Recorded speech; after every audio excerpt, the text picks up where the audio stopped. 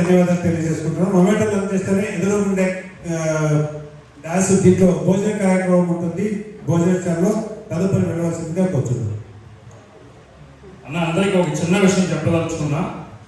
ఆంధ్రప్రదేశ్ రెడ్డి సంఘం అంటే ఒక నరేష్ రెడ్డి గారే చూస్తుంటారు, మన ఏదైనా మీటింగ్ పెట్టినప్పుడు వెళ్ళి వస్తామని కాదు.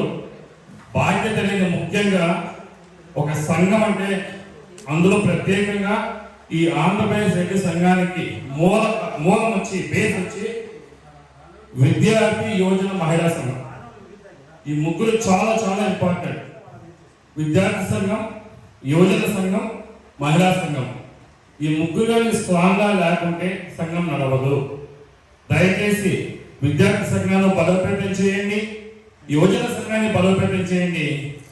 ఈ రెండింటికి ఈక్వల్గా మహిళా సంఘాన్ని కూడా చాలా బలోపేతం చేసుకుంటే తప్ప ముందు మన ఆంధ్రప్రదేశ్ రెడ్డి సంఘం అనేది ముందుకు నడిచే పరిస్థితి ఉండదు.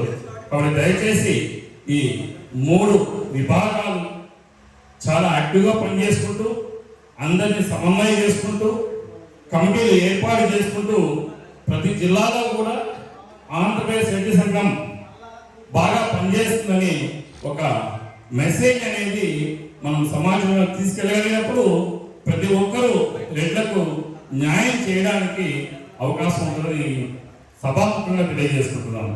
ధన్యవాదాలు.